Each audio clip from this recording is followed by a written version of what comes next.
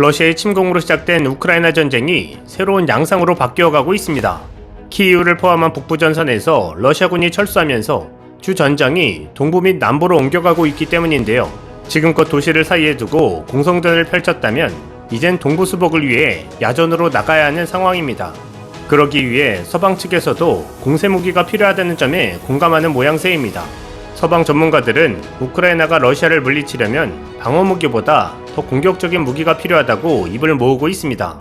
실제 러시아군은 동부 돈바스 지역에 대한 공세를 강화하고 있는데요. 3일 우크라이나 서남부 물류요충지인 오데사가 공습을 받았습니다. 오데사는 우크라이나의 최대 물류 거점으로 전략적 요충지 중 한 곳으로 꼽히는 곳입니다. 러시아 관영 타스, 스푸트니크 통신에 따르면 러시아 국방부는 이날 브리핑에서 자국 군함과 전투기의 고정밀 미사일 공격에 우크라이나의 연료, 윤활유 보급시설 4곳이 파괴됐다고 밝혔습니다. 러시아군이 오데사주를 손에 넣으면 우크라이나 남부의 안을 장악할 수 있게 됩니다. 우크라이나로선 경제 전략적으로 큰 타격을 받을 수밖에 없는 상황입니다.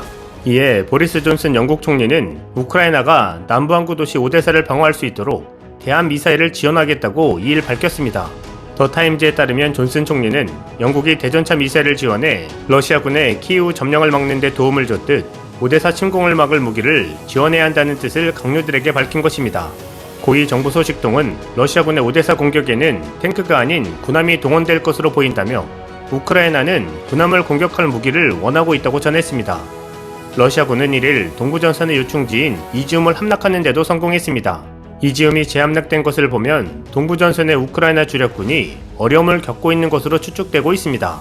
이지움을 돌파한 러시아군은 도네츠크주의 슬라반스크로 향하고 있으며 우크라이나군 역시 슬라반스크에 새로운 방어 거점을 형성한 것으로 알려졌습니다. 슬라반스크가 함락될 경우 동부전선의 우크라이나군이 포위될 수 있어 우크라이나군은 이곳을 필사적으로 사수할 것으로 보입니다. 이제 전투 양상은 완전히 달라지면서 제2의 국면에 접어든 상황입니다. 그러고 보면 우크라이나가 자랑스럽게 내세우는 전투 양상 중엔 전차전이 한 번도 눈에 띄지 않았습니다. 젤렌스키 우크라이나 대통령은 지난 27일 화상연설을 통해 우리는 오직 나토군이 보유한 1%의 항공기와 1%의 탱크가 필요하다고 말한 바 있습니다. 우크라이나의 보유 탱크가 2,500여 대로 알려져 있는데 이 중 상당수가 파괴된 것으로 보입니다. 우크라이나 공군에 따르면 러시아가 개전 뒤 22일간 쏜 미사일은 1,100여 발입니다. 또 러시아 국방부 발표에 따르면 개전 이후 발표 시점까지 우크라이나의 전차와 장갑차를 1815대 파괴했다고 발표했습니다. 다시 말해 러시아가 순항미사일 대전차 자탄과 다연장 로켓 대전차 자탄으로 우크라이나의 탱크와 장갑차를 파괴시킨 것으로 보는 게 타당해 보입니다. 장비가 역부족인 상황에서도 우크라군은 대전차 미사일과 같은 방어무기로 러시아군의 진격을 효과적으로 막아냈던 것입니다. 이에 서방 국가들이 젤렌스키 요청에 화답하고 있습니다. 미국은 구소련 전차들을 모아서 지원하기로 했고 독일은 PBV-501 장갑차 56대를, 호주는 부시마스터 장갑차를, 영국도 AS-90 자주포를 지원 검토 중인 것으로 알려졌습니다. 미국의 고위 소식통은 수일 내에 전차 지원이 이뤄질 것이라고 전했습니다. 스톨덴베르그 나토 사무총장은 우크라이나에 대한 구소련 전차 지원과 관련해 그 어떤 것도 답하지 않을 것이라고 답변했습니다. 지원하지 않는다는 게 아니라 이와 관련해선 언론에 답을 주지 않겠다는 뜻입니다. 이런 가운데 비싼 러시아군 전차들이 대전차 미사일에 속수무책으로 당한 것을 두고 일본 군사 커뮤니티에서는 한국을 향한 어이없는 발언을 게재해 논란이 되고 있습니다. 게재된 내용을 보면 10억엔을 넘는 전차를 2,600만엔의 제블린으로 격파했다며 이번 우크라 전쟁으로 한국이 자랑하는 K9 자주포가 세계에서 더 이상 안 팔리겠네라고 썼습니다. 이에 일본 밀떡들이 한국의 K9을 옹호하고 나섰습니다. 용도가 다르잖아. 애초에 제블린이 안 닿는 위치에서 일방적으로 두들길 수 있는 자주포는 요긴하다고. 계속 팔리지 않을까?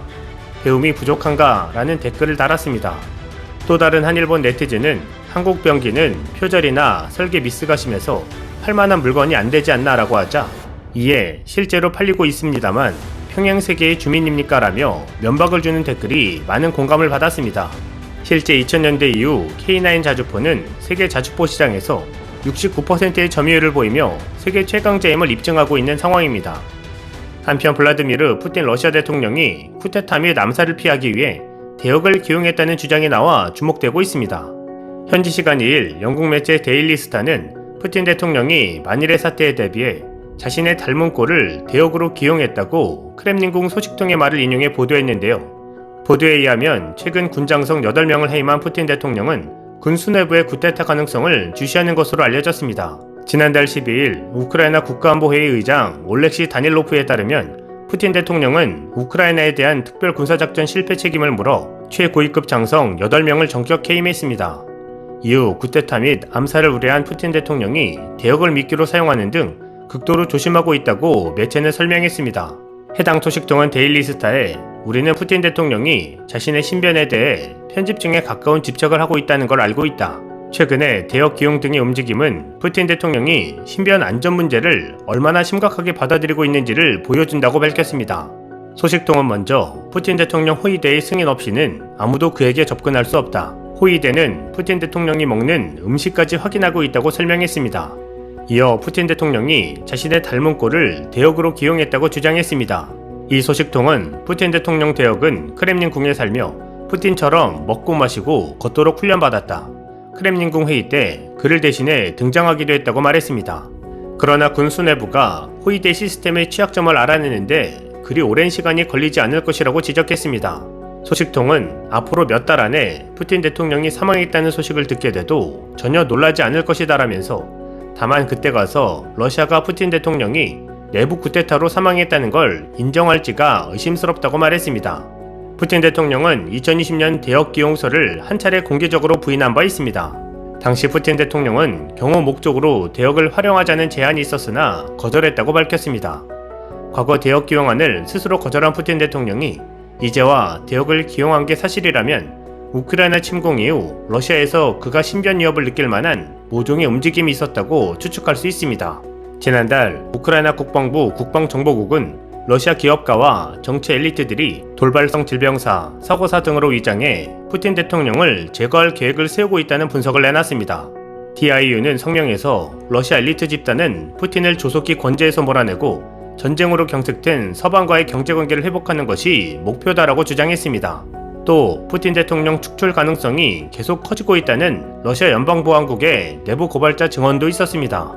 내부 고발자는 국외 망명 중인 러시아 인권운동가 블라디미르 오세킨에게 보낸 편지에서 내부 불만이 상당하다고 전했습니다. 그는 러시아의 우크라이나 침공 실패 이후 혼란과 불만이 FSB를 집어삼켰다고 주장했습니다. 오세킨은 더타임즈와의 인터뷰에서 정보위원들이 목소리를 내면서 위험을 감수하는 건 푸틴에 대한 분노가 커지고 있다는 신호라고 분석했습니다. 새로운 국면으로 접어든 전쟁 속에 어떤 돌발 상황이 펼쳐질지 주목되고 있습니다. 이상 시온TV였습니다.